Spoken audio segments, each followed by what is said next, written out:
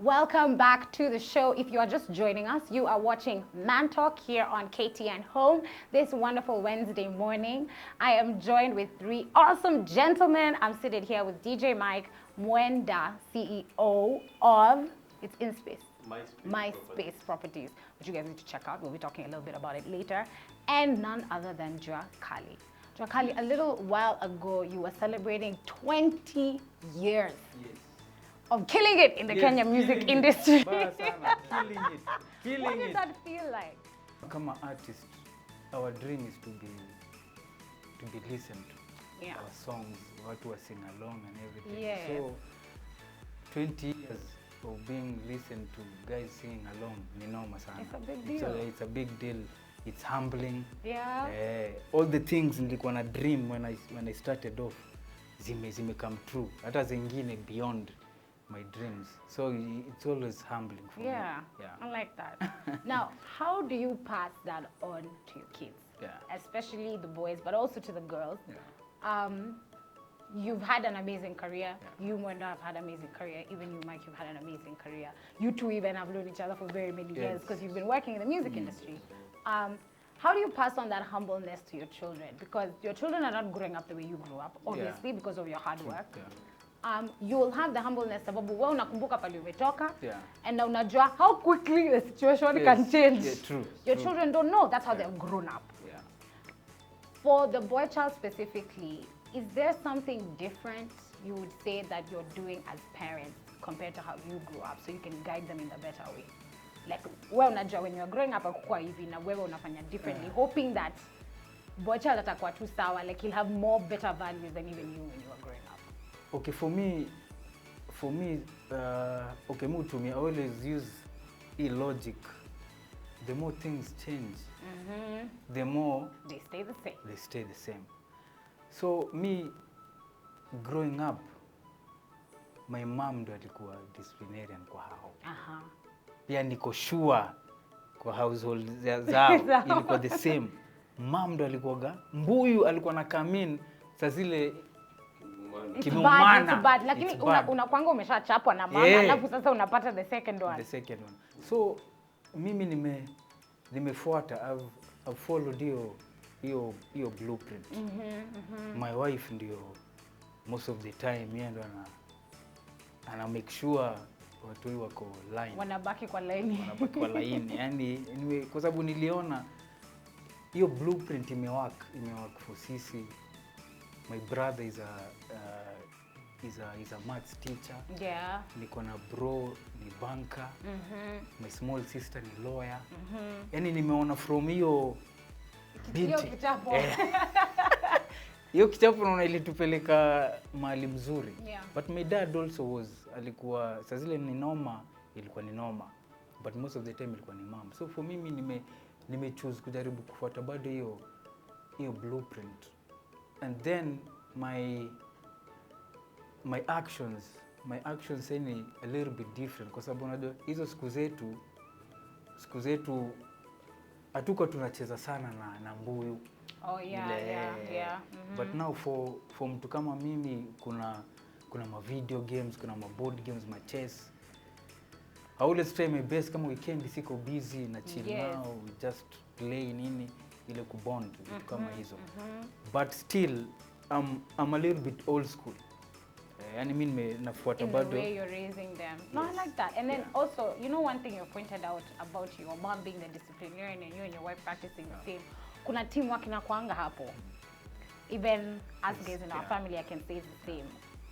Even though my mom was a very strict disciplinarian and she'd probably deal with it fast because atakuwa wa kwanza kujua. There's a teamwork with my dad. Well, first of all, he definitely know you have done something wrong. Hata kiingia kwa home ameshajua what went down. You know, and even as you're being disciplined, and then there would be like a voice of reason. So if mom was very upset and yeye labda amenichapa discipline, dad anakame na kwa nini ulifanya hivyo? Unajua ulikuwa unafikiria nini? Like, why would you do such a thing? Do you see why it's wrong? Are you understanding why your mom is upset? Are you understanding why I'm upset? So yes, nimechapwa, but by the time when I'm sleeping at night and I'm waking up the next morning, I've had a conversation with somebody to see. And it would happen the same way. If my dad maybe was the first one to get wrong, then he had the disciplinarian, my mom would come later and ask me, Surely. Susan, ni nini ulikuwa unafikiria at that time?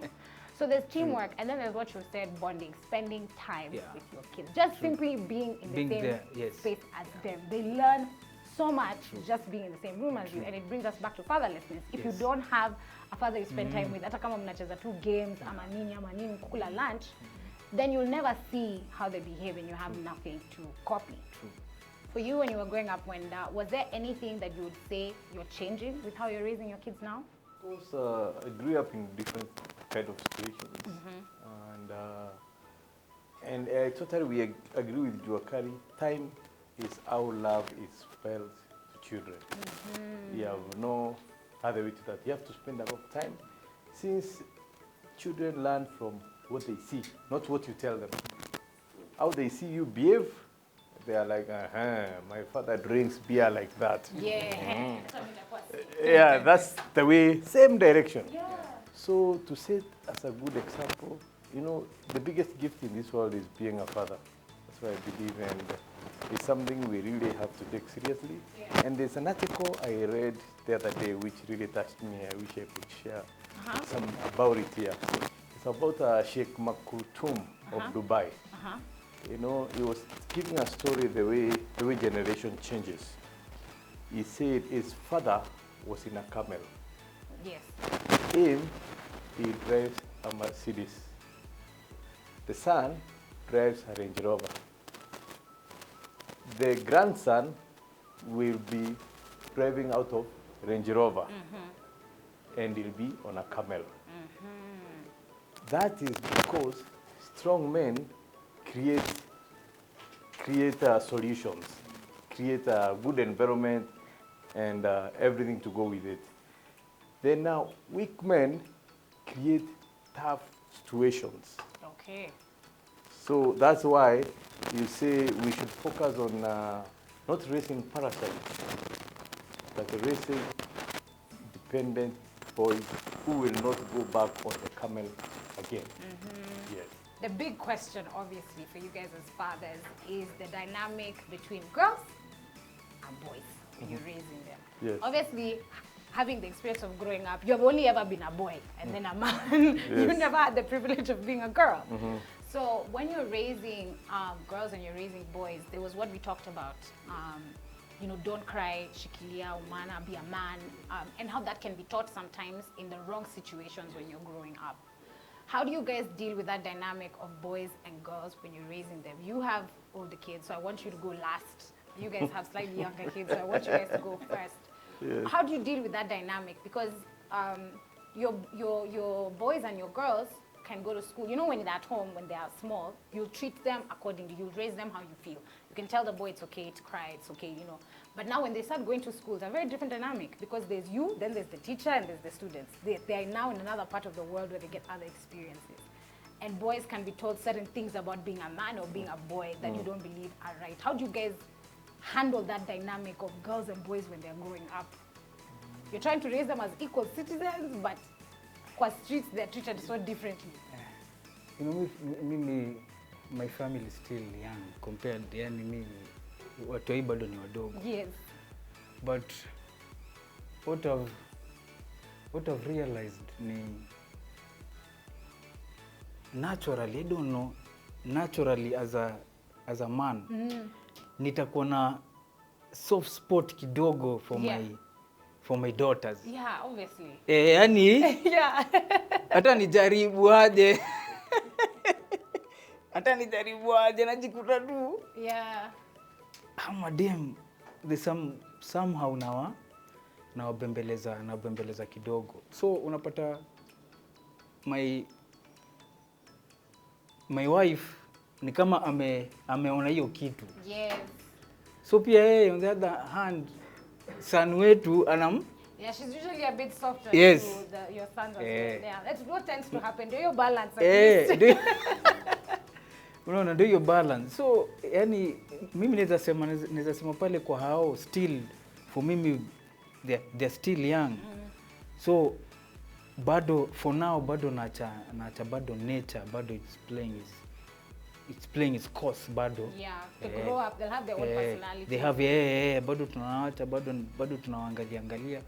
But for my son, kama niko free weekends, mimi mchukua, tunaenda raundi zetu, kama anaenda na shave nini, mother ameenda na That's good, because he gets to see you with your boys, with your friends, at the baba. Nampelekanga kuona maplot, nakumbuka tukaanga tunapeleka kuona maplot. Unakaa kwa gari Sunday after church until 4 is when we have reached the plot. I'm like, and I just see grass. I'm like, what is this for? Now at my age, I'm like, I wish I paid more attention. I have so many questions now. Yes. But I like that the separating even the roles and get him to get to see you as a guy when you're running around doing your own errands, how you are. Yes. Have you guys ever had an experience where maybe your kid is taught something that you don't think is appropriate? So I know, okay, let me just speak directly. My producer, shout out to my producer, Purity. We were having the discussion of there's these videos that have been going viral where a young boy will run past a lady and he'll spank her on her backside. And for, you know, your generation and even for me, I'm like, how can that even happen? Like, how did that small boy, no matter how young he is, how did he even imagine that was okay? And we had the conversation about community raising children. Nona kwa hiyo scenario, what that boy has done is wrong. But why is there someone recording a video of it? Why is that person recording the video not saying, hey, what is that? Rudi hapo, sema sorry, no. Me, where I grew up in an estate. Ngumo, shout out to everybody grew up there, just off of Gong Road. Tukanga tunachapwa na whomever. Unaonekana Kenyatta Market umefanya nini, kwa neighbor umefanya nini. Even if you disrespected a dog, you will be beaten by the owner of the dog or the neighbor. Kwanza unachapwa, alafu unapelekwa kwa mlango, unapelekwa kwa mamako. Mamako anaambiwa venye umefanywa, unachapwa tena. In the world today, obviously, people have even stopped beating up their children. They are now communicating to their children. Corporal punishment is not a thing anymore. But the outside world is not playing a role when we see children doing something wrong. For you guys as parents, how do you feel about something like that? If you were to even imagine your son is the one in such a video, mutaanza wapi?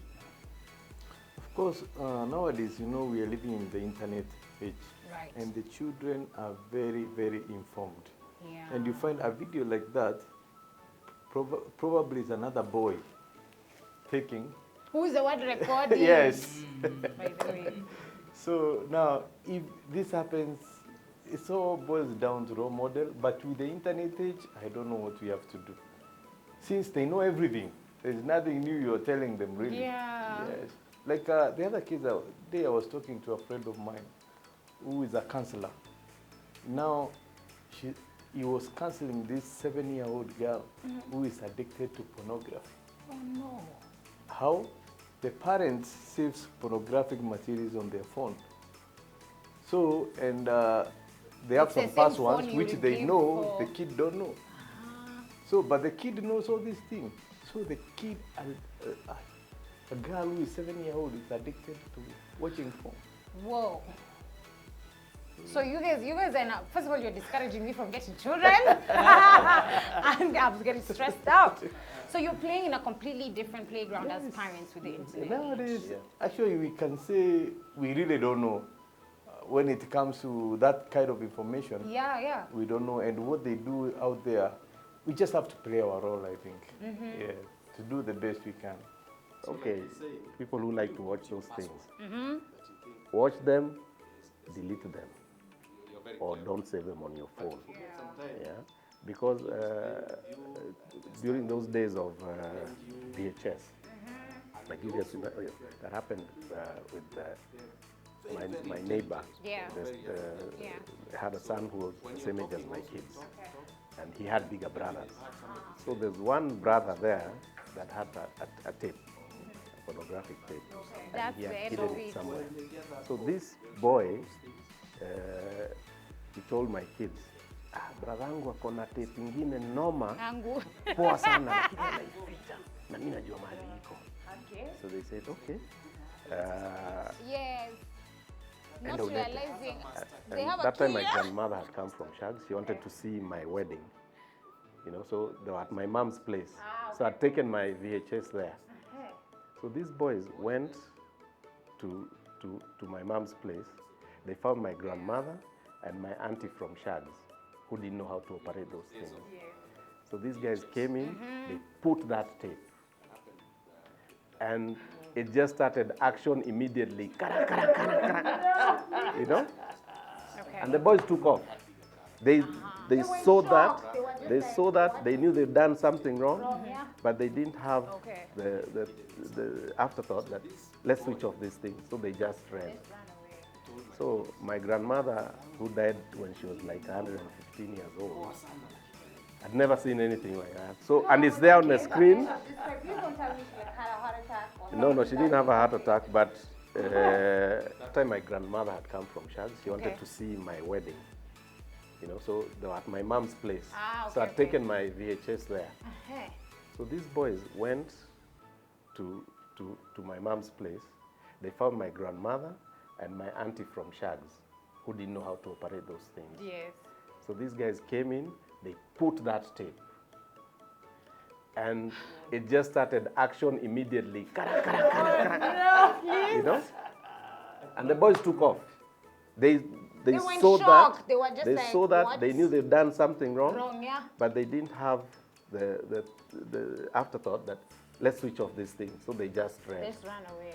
So my grandmother, who died when she was like 115 years old, I'd never seen anything like that. So, No, and I it's was there on the even screen. scared of this story. Please don't tell me she like had a heart attack or something. No, she didn't have a heart attack, but so I think the maid came and she just saw it and switched off. She didn't have time to go to where the TV. Yeah, She switched off You from, switched from off the from power. the power, yeah. The elder brother to that kid thought he had hidden it. Yeah.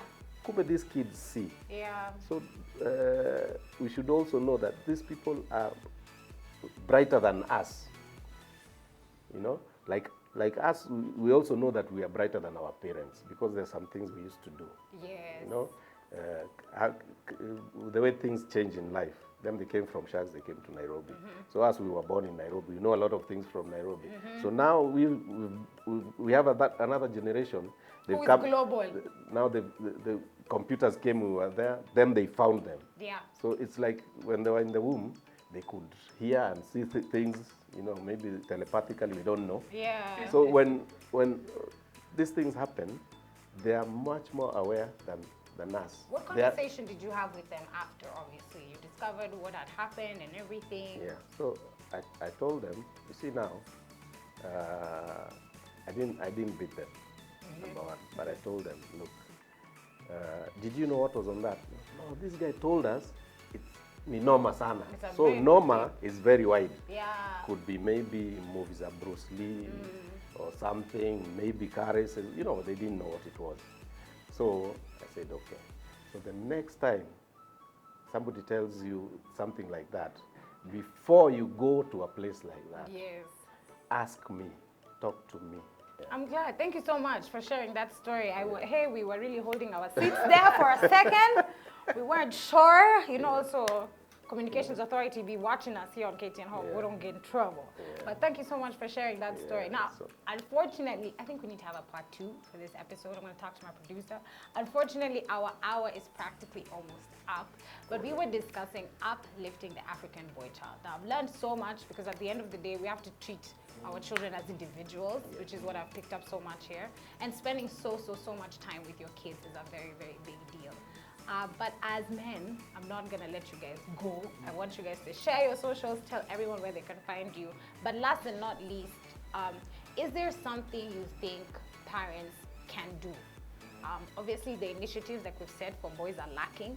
So I hope you guys have heard that, you know, here. We need a lot more work to be done for the boy child. But is there guidance you have for parents on what they can do to make sure the African boy child lives a full, fulfilling, valued life and doesn't get left behind as we're propping up the girl child?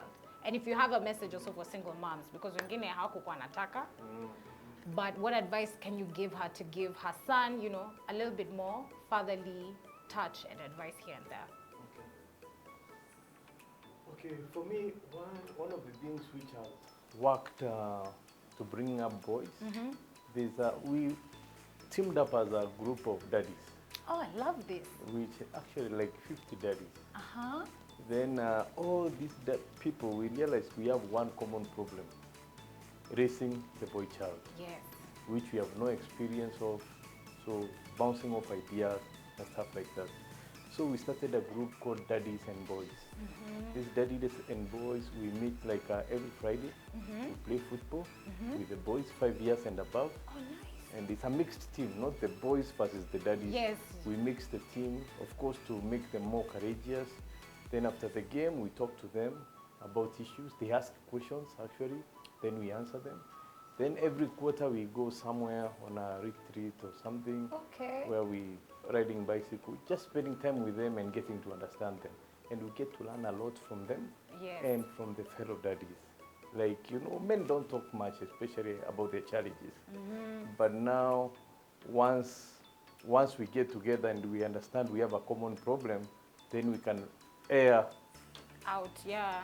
our problems, our views, our challenges, and we get to help each other. So it's like a daddy support group, which I love think that. works very Also, well. during this pandemic, Yes. everybody should be a member. I'm feeling FOMO and I have no children. I want to join. I want to play football on Friday. Yes, Get it exactly. started.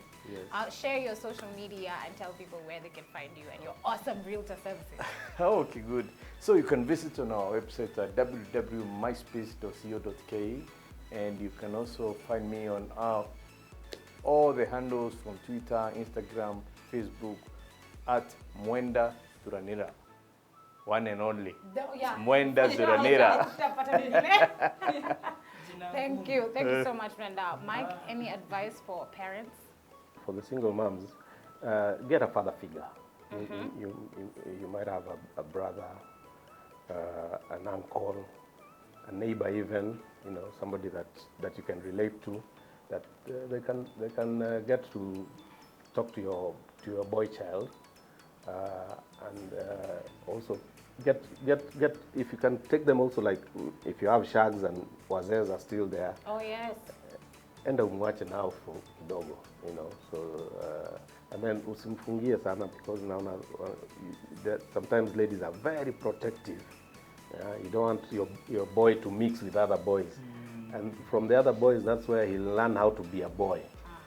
So ukimfungia hapo na uko na mama wenzako, he said atakuwa na umama. So, you already know the results. So yeah, just get him to have a father figure somewhere. That doesn't necessarily have to be the father. Yeah. But just somebody that you can relate to, even And someone you trust, someone you know your son can call and ask for advice, and they wouldn't be led astray. Yes. That's really good advice. I like that. Thank you. Yeah. And Joakali? Across the board, I always say violence is no option. See option. That goes for the boy child And the girl child. and the girl child. True. Violence si option. Wewe ukituma nani fare aichukue ama umbaie lunch, alafu wewe umeimagine vitu zako, asipofanya hivyo, reverse hata hiyo, reverse hiyo transaction. It's ama true. do something else. It's Lakini true. don't usipige Decide mtu, that you're going to be violent. usisukume mtu or something. So for me, nasema hiyo ita help our society sana. Violence si option. I like that. Very important, Yes. guys. Violence is not an option. I always say you can go for a date with this girl, akungeleshe vibaya. You know, even she's the one with a problem, she's a nuisance. You know, you can walk away from that table. You can actually go to the cashier register, pay only for your meal, and walk out. And just tell her, I'm going to the bathroom. Yes. That's a punishment. You don't have to be violent. You don't have to push anyone anywhere. If somebody is being offensive at the table, you can call the waiter and call security and say, this person is putting me at high risk and endangering me, and I don't like the way they're shouting. Can you exit them from the premises? Yes. There are very many options that you have. So thank you so much. Violence, no option. Handles, Handles, please. Yes. Tell yourself. Naambianga juice, Naweza kula mafollow hapa 1 million KTN. So Instagram na Twitter Yes. ni @juakaligenge. Juakali with a C.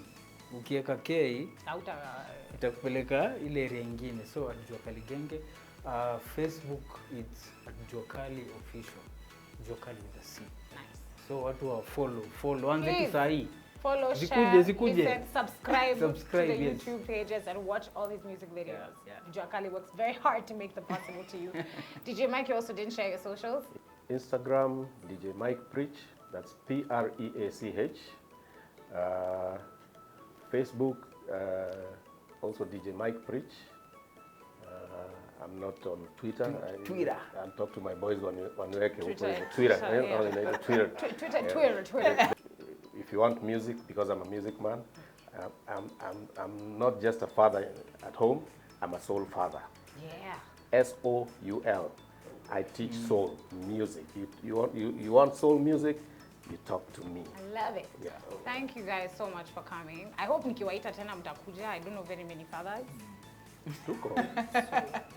We're not planning trying. to unfather ourselves. Yes. Thank you. Yeah. So I'm happy to hear anytime, as long as we can talk and help one father, Yeah. Yes. one, That's just enough. one, and one boy child. As long as we can empower one boy child, I'm there. Thank you. Yes. That's the reason I do this show. Yeah. Man Talk is amazing. It's a wonderful space where men come and discuss all their issues. And honestly, I'm here to learn, obviously, as a woman host, and facilitate this amazing conversation. A huge shout out to all my guests.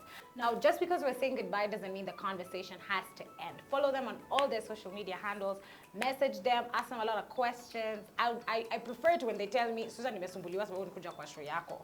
Then I've done my job. Otherwise, keep the conversation going using the hashtag ManTalk and the hashtag KTN Life and Style. You can also talk to me directly at Sura_comment. Otherwise, I'll see you guys here next week, same place, same time.